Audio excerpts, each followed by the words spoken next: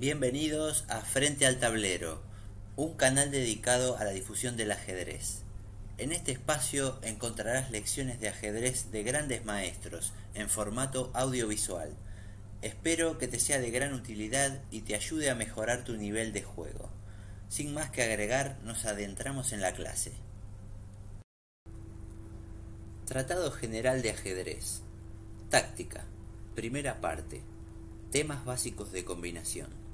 Capítulo 5. Enroque largo contra enroque corto. Hemos hablado de una familia de ataques sobre el enroque corto.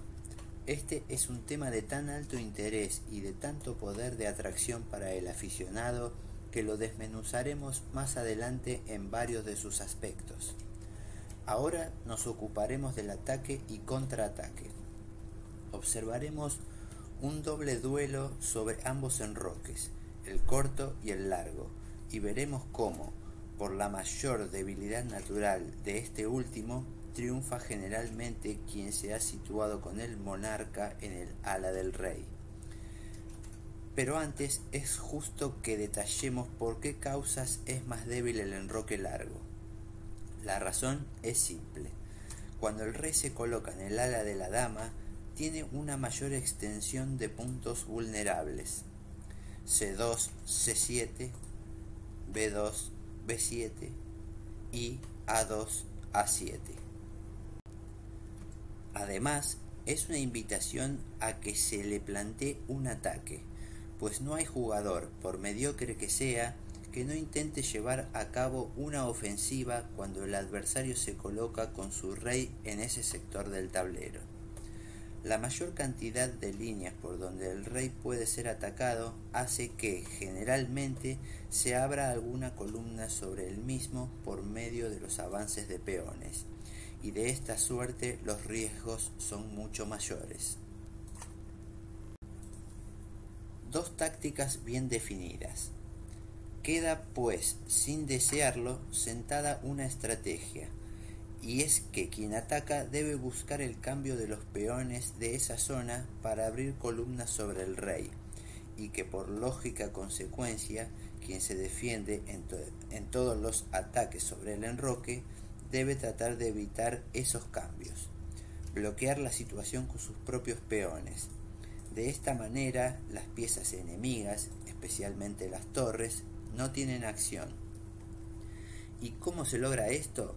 Es muy fácil decir lo que se debe hacer, ha de opinar más de un lector, pero lo que hay que decir es cómo se debe hacer, y en verdad que esto es más difícil, pues entra en el terreno de la técnica del jugador. Pero, a pesar de ello, hay algún principio fundamental que permitirá al aficionado bisoño, y aun al que no siéndolo, es un despreocupado por la técnica, facilitar su tarea mental. Algunas reglas fijas. El jugador que defiende un enroque, hemos dicho, no debe avanzar los peones del enroque. El jugador que se defiende, agregamos ahora, nunca debe provocar con sus peones a un peón enemigo, salvo en posiciones especiales. Pero esto solo es bueno cuando hay tanto número de piezas que defienden como las que atacan, y cuando los propios peones encierran a las propias fuerzas. Al abrir el juego, el bando defensor puede, a menudo, contraatacar en la zona atacada, pero esto es muy poco usual. Lo que sucede generalmente es que quien ataca, mejor dicho, quien ataca bien, lo hace porque posee mayor número de efectivos que el adversario en ese sector. Pero, dirá el aficionado, no es posible evitar que el adversario nos provoque. Más, agregamos nosotros, en ese caso le queda a uno la opción de aceptar la provocación cambiando peones y abriendo columnas, o rehuirla avanzando el peón atacado y comenzando a bloquear el juego. En síntesis, que el bloqueo se logra siempre cuando el que es atacado por medio de peones avanza sus peones agredidos, evitando que estos puedan volver a ser cambiados. De lo que resulta que el ataque es simplemente un problema táctico. fácil de resolver favorablemente, siempre para quien sabe valorar de la justa manera cuando las posibilidades de ganar espacio justifican el sacrificio, pues las posiciones de bloqueo se deshacen solo por el medio de la entrega de material. Un buen ejemplo. Sobre este tema ya veremos ejemplos expresivos en otra oportunidad. Ahora lo reduciremos a una lucha entre un enroque largo y un enroque corto, y veremos de qué magnífica manera el maestro Nimzowitsch, aparentemente en una posición perdida, contraataca y, mediante el sacrificio de varias piezas, abre brechas en el juego enemigo.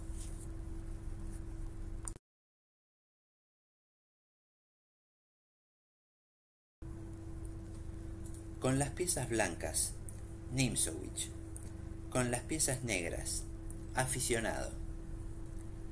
E4, E6, D4, D5, caballo C3, caballo F6, alfil G5, alfil B4. Esta jugada da lugar a la variante McCutcheon de la defensa francesa. Es una línea de juego peligrosa y de contragolpe. El negro, en lugar de resignarse a defender su posición y neutralizar la acción de las fuerzas adversarias, opta por buscar la solución estratégica del planteo en el contraataque. El blanco ha defendido el peón de E4 al clavar el caballo, y el negro fija a su vez el caballo dama enemigo y lo anula como pieza de acción central. Una verdadera lucha por el dominio de los 4 cuadros centrales: E4, E5, D4 y D5, por procedimientos indirectos. El blanco continuó con E por D5.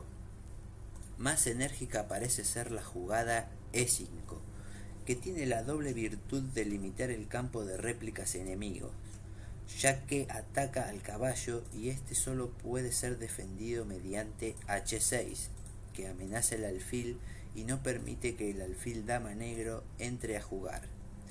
Pero la del texto no crea, en cambio, una rígida cadena de peones en el centro, D4, E5, cuyos eslabones serían fáciles de vulnerar oportunamente por las negras mediante C5 y F6. En busca del desequilibrio, el negro continuó con dama por D5. Es probablemente mejor E por D5, pero el negro prefiere las posiciones desequilibradas, como se denomina a todas las que se caracterizan por existir una línea abierta para cada jugador. De cambiarse los peones, quedaría solo abierta la columna rey y cada adversario acumularía en ella fuerzas con un posible resultado de tablas, pues por esta vía se suele producir la simplificación. Al rehuir el cambio, queda a disposición de las blancas parte de la columna E y de las negras parte de la columna D. Las piezas no se cambian y el juego por esta causa se hace más difícil. Las blancas siguieron con alfil por F6, G por F6. Ya se ha abierto una columna sobre el ala del rey, lo que, si bien impide a las negras enrocarse en ese sector, hace temerario el enroque de las blancas por la facilidad que tiene la torre adversaria para atacar el punto G2. Las blancas continuaron con caballo F3, caballo C6, alfil E2, alfil D7, el duelo a muerte, enroque corto. Provocando un duelo a muerte, las blancas buscan el ataque porque saben que el adversario no podrá llevar a efecto el ataque sin enrocarse largo y están dispuestas a contraatacar en ese sector. El negro continuó con alfil por C3, B por C3, torre G8, C4, dama H5, D5, buena jugada. La lucha se ha complicado y las negras tratan de abrir la posición central, deseosas de averiguar si es verdad aquello de que no es posible atacar en un flanco mientras el centro se halla inseguro, principio de estrategia ajedrecístico y militar que ha resistido todas las experiencias. Las negras continuaron con enroque largo, poniendo el rey en seguridad. El blanco siguió caballo D4. Si en lugar de caballo D4 hubiese jugado D por C6, alfil por C6, la dama se mueve y alfil por F3, etc. La necesidad de ser desconfiado. El negro continuó con dama H3, G3, torre G6. Esto es un error que tiene su origen en el defecto de dejarse arrastrar por las jugadas naturales. En ajedrez hay que desconfiar de la primera impresión y esta partida es un índice de esto.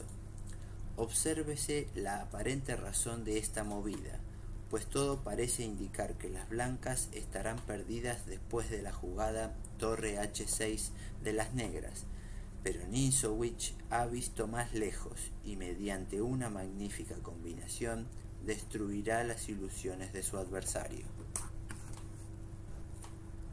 Las blancas siguieron con D por C6, buena jugada, alfil por C6, caballo por C6, excelente jugada, el sacrificio ganador, que a costa de la dama quita al rey una columna de posible huida. El negro continuó con torre por D1, torre F por D1, B por C6. Y ahora parecería que las blancas están perdidas, pero la apertura de esta nueva columna coloca al rey en una posición de mate. La jugada que sigue es realmente de problema. Antes de seguir adelante, te invito a que pongas pausa al video y trates de descubrir la solución, tomándote todo el tiempo que necesites para analizar todas las posibilidades. Bien, espero que lo hayas podido resolver. Continuemos. La respuesta es C5, buena jugada. Torre G8, evitando el mate en 2, pero torre AB1, y lo mismo se produce. La amenaza de alfil A6 es mate imparable. Espero que hayas disfrutado de la clase y nos dejes los comentarios y las sugerencias que quieras. Si te gustó el video, no olvides ponerle me gusta y compartirlo con aquellos que también quieran aprender este hermoso arte. Suscríbete al canal haciendo clic en la campanita, así serás notificado cuando esté lista la próxima clase. Me despido dejándote un fuerte abrazo. Hasta la próxima.